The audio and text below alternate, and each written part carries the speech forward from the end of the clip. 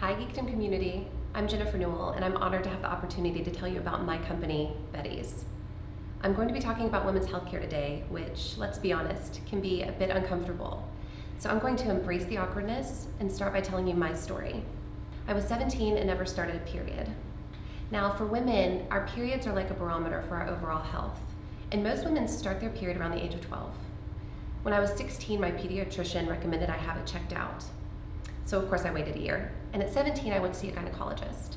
She diagnosed me with a condition called premature ovarian failure, where essentially my ovaries stopped working, and as a result I'm unable to have children. But my diagnosis isn't the focal point of my story.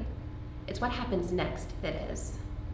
I spent the next 5 years solo navigating a healthcare system that did not serve younger women well. And after nearly 20 years, not much has changed.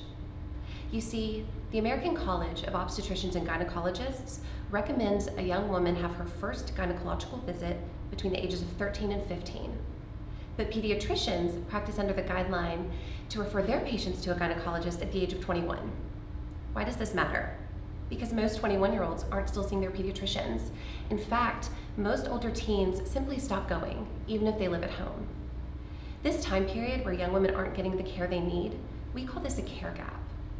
And women are experiencing debilitating period pain, infections that have nothing to do with sex, but while we're talking about sex, they're having some of their first sexual experiences.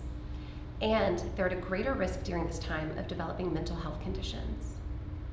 Sure, some young women do see a women's health provider before their 20s, but when they do, their experiences are inconvenient and awkward. And that's the best case scenario.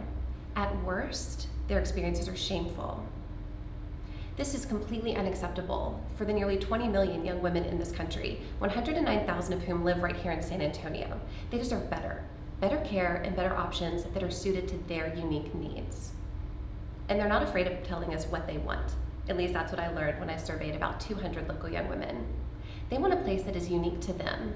They want a place that offers wellness, including nutrition and weight management. They want a place that has gynecology and mental health, and they want it to be affordable. So that's what we're going to give them. Betty's is a women's health company that will offer integrated gynecology, mental health including counseling, and wellness care. And we'll do this in two settings. The first setting is virtually through a custom digital platform. The second is in person in a stylish mobile clinic. These two settings allow us to meet our customers where they are, on their computers, on their phones, on their college campuses, at work, and in their neighborhoods. Betty's will not just be a clinic though.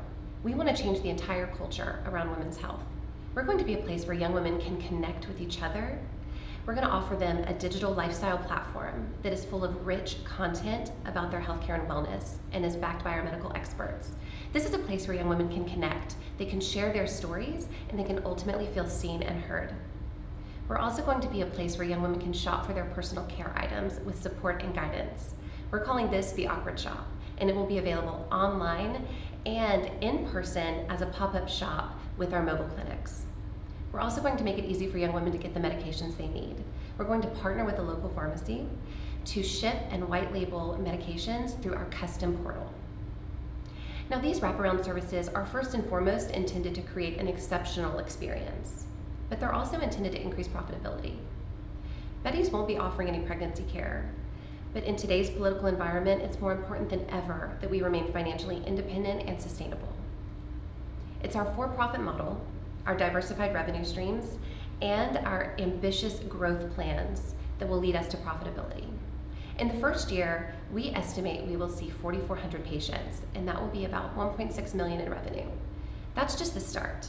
As we grow and scale over time, we expect that profit margin to increase significantly. This will allow us to really achieve our ultimate goal and make the biggest impact for young women. I want to change how an entire generation experiences women's health, and that takes a team. I'm grateful to work with some of the best clinical, administrative, and technological resources available, most of whom live right here in San Antonio. Serving and growing this great city is another goal. Imagine if San Antonio could become a hub of innovation for women's healthcare, including research, care delivery, and technology. And I believe Betty's can lead the way by starting with our younger women.